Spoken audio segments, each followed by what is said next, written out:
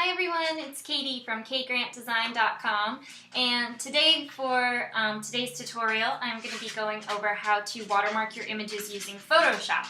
Last week I did a tutorial on watermarking in PowerPoint, and I have since had requests to do it in Photoshop. So I'm going to show you how to do that quickly, easily, and to prep it for doing multiple pictures in the future. So here we go. Okay, so in Photoshop I have open an image. This is an image of Fort Andros, which is in my hometown, Brunswick, Maine. And I'm just going to show you two different ways that you can watermark this image in Photoshop. The first is by simply just putting your logo in here and changing the opacity. So I'm going to go to File, Place, select my logo, resize it, double click to place it. Go over here to my Layers palette and drop the opacity. Then I can go to my drop-down menu, flatten image, I can save this image, and I'm done. I don't even know how long that took, like 3 seconds. So that's super easy, but if you're doing this for a bunch of different images, that can get pretty redundant.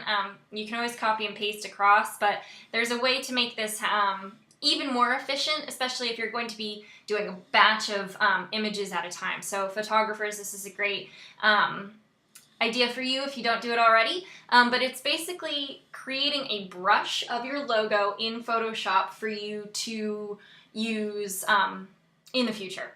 So I'm going to actually go to my history and clear all of this. And then I'm going to go to File, New. We want to start with a new document to create our brush from our logo. You want this to be high resolution because you don't know what size images you're going to be using in the future. You can always scale down from big. You can't really scale up from being small. So you want your image to be 200 or 2500, pixels by 2500 at a 300 resolution. You also want it to be in grayscale, so you would select from here. Photoshop brushes read in grayscale. They're only going to read black and white. Black being an object, white being transparent. So if you have a logo that is full of color, you're going to want to make it grayscale before doing this. I've already made my logo black. It's actually usually white and gray. So I could do this. So I'm going to go ahead and place my logo into my document and then resize. I want to max it to as big as I possibly can fit without cutting anything off within this document. Alright, so now that I've got my logo in here, I want to select each of these individual pieces. I'm going to do that using the magic wand. And you just click, and it's going to select everything that's the same color that's kind of connected. Holding Shift, you can go ahead and select additional objects. This is going to be a little tricky.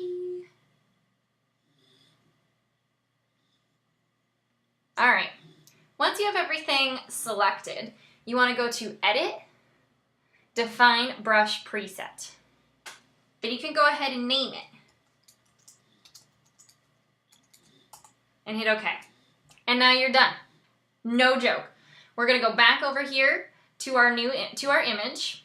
We're going to select our brush. Look, I've already got it on here. And you should have it in your brush presets palette. It should be the most recent brush that you created. So you can go ahead and click on that and select it. And then you've got your brush. Now this is humongous because we made it at a huge high resolution size. So you can just go up to your drop down menu here, reduce the size to something a bit more manageable. And then you just click once and you're done. I have this on white because I like my logo to be white, but you can have it be any color you want by just selecting a new color in Photoshop. I also have my opacity already lowered down because that's also something that I like with my watermarks. And you can, again, play with this however much you can. And what the cool thing is about this is this remains a flattened image, so all you would have to do is Command Save and you are done. You've got a watermarked image and you're ready to go. And then this is going to save itself and be there in your presets for the future. So any other images that come through, you can continue to use this same brush.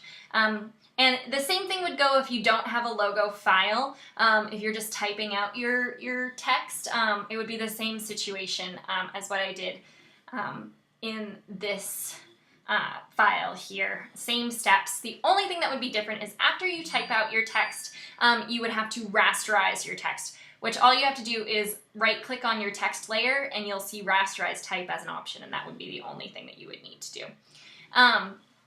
So that's it. If you guys have any questions, please feel free to shoot me an email, katie@kgrantdesign.com, and definitely check back next Tuesday for another tutorial at kgrantdesign.com. Have a great day.